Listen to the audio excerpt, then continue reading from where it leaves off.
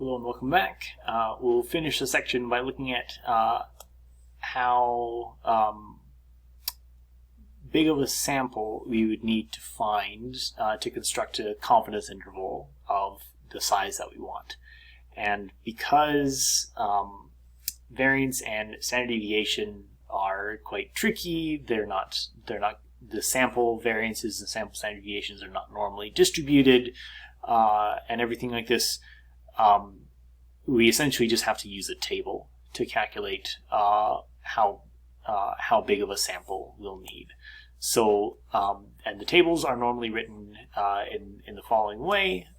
So to estimate that, and it's normally not written in the same way as a confidence interval normally is, as in a confidence interval we normally give two values, and we say the population's a variance will be between these two values. Here, to read this, we go, so to be 95% confident that S, which is the sample standard deviation, is within this percent of the population standard deviation, the sample size needs to be, and then we find the correct value. So to say that S is within 50% of sigma, that means that S could be half of sigma, or S could be twice as big as sigma. So by 50%, S could be 50% of sigma, or sigma could be 50% of S. And this is what this is referring to.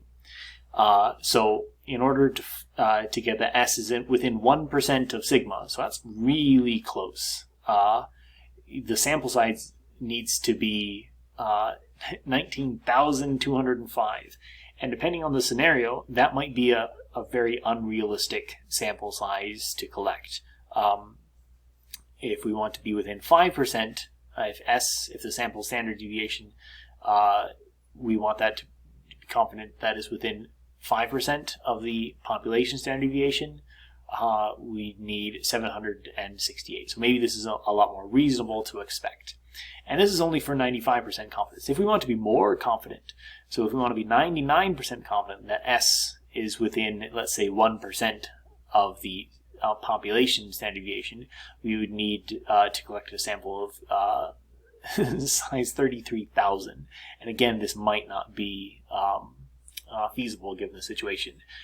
If we want to be 99% confident that S is within only 50% of the standard deviation, so again, S could be 50% of sigma, or sigma could be 50% of S, we only need a sample of size 14. So that's going to be fairly nice.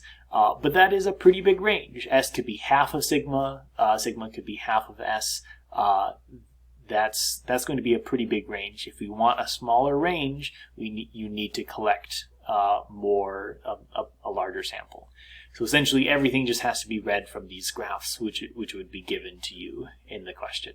And that finishes up our chapter on confidence intervals.